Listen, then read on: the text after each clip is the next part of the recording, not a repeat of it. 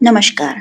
आप सभी का स्वागत है किस्से और कहानियों में टेल्स फ्रॉम द हार्ट। आज हम दुर्गा सप्तशती का 9वां अध्याय का वर्णन करेंगे। आपको अच्छा लगे तो please like, share and subscribe करें और बाकी के अध्याय सुनने के लिए मैंने वीडियो चैनल पर डाल दी हैं। 9वें अध्याय में है निशुम्भ का वध। मैं अर्धनारीश्वर के श्री विग्रह की निरंतर शरण लेती हूँ। उसका वर्ण बंदूक, पुष्प और सुवर्ण के समान रक्तपति मिश्रित है। वह अपनी भुजाओं में सुंदर अक्षमाला, पाश और वरद मुद्रा धारण करता है।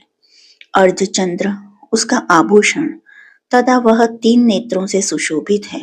राजा ने कहा, हे ऋषिराज, आपने रक्त बीज के वध से संबंध रखने वाला वृत्तांत मुझे सुनाया।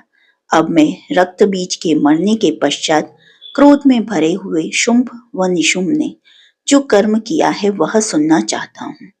महर्षि मेधा ने कहा, रक्त बीज के मारे जाने पर शुंभ और निशुम्भ को बड़ा क्रोध आया और अपनी बड़ी सेना का इस प्रकार सर्वनाश होते देखकर निशुम्भ देवी पर आक्रमण करने के लिए दौड़ा।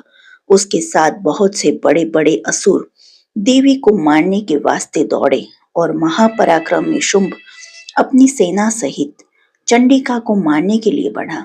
फिर शुंभ और निशुम्भ का देवी से घोर युद्ध होने लगा और वह दोनों असुर इस प्रकार देवी पर बाण फेंकने लगे जैसे मेघों से वर्षा हो रही हो।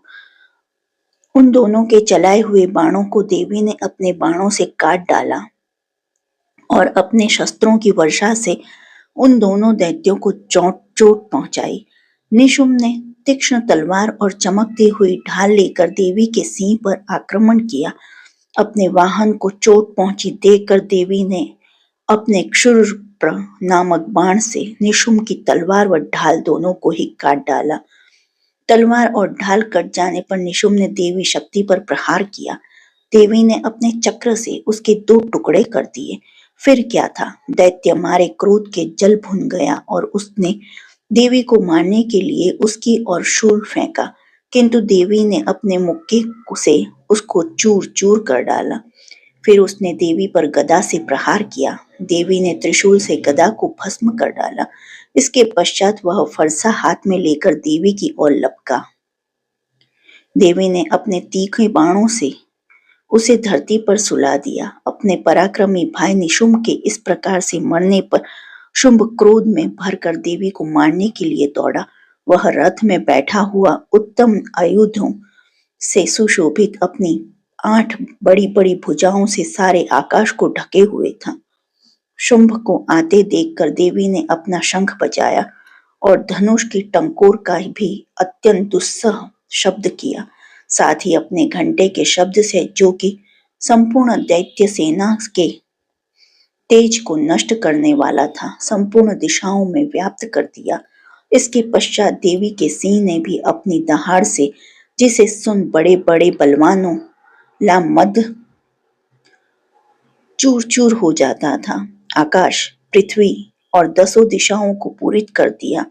फिर आकाश में उछलकर काली ने अपने दांतों तथा हाथों को पृथ्वी पर पटका। उसके ऐसा करने से ऐसा शब्द हुआ जिससे कि उससे पहले के सारे शब्द शांत हो गए। इसके पश्चात शिवदूती ने असुरों के लिए भय उत्पन्न करने वाला अट्टहास किया, जिसे सुनकर दैत्य थर्रा उठे और शुंभ को बड़ा क्रोध हुआ। फिर अंबिका ने उसे, अरे दुष्ट, खड़ा रहे कहा तो आकाश से सभी देवता जय हो बोल उठे। शुंभ ने वहां आकर ज्वालाओं से युक्त एक अत्यंत भयंकर शक्ति छोड़ी, जिसे आते देखकर देवी ने अपनी मोहल्का नामक शक्ति को काट डाला।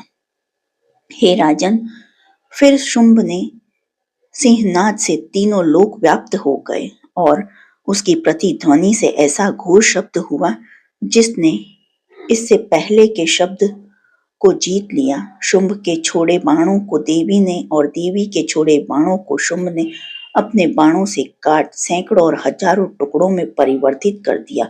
इसके पश्चात जब चंडिका ने क्रोध में भर शुंभ को त्रिशूल से मारा तो वह मूर्छित होकर पृथ्वी पर गिर पड़ा। जब उसकी मूर्छा दूर हुई तो वह धनुष लेकर आया और अपने बाणों से उसने देवी काली तथा सिंह को घायल कर दिया। फिर उस राक्षस ने 10,000 भुजाएं धारण करके चक्रादि आयुधों से देवी को आच्छादित कर दिया। तब भगवती दुर्गा ने कुपित होकर अपने बाणों से उन चक्रों तथा बाणों को काट डाला। यह देखकर शुंभु निशुंभ हाथ में गदा लेकर चंडिका को मारने के लिए दौड़ा। उसके आते ही देवी ने तीक्ष्ण धार वाले खड़ग से उसकी गदा को काट डाला। उसने फिर त्रिशूल हाथ में ले लिया।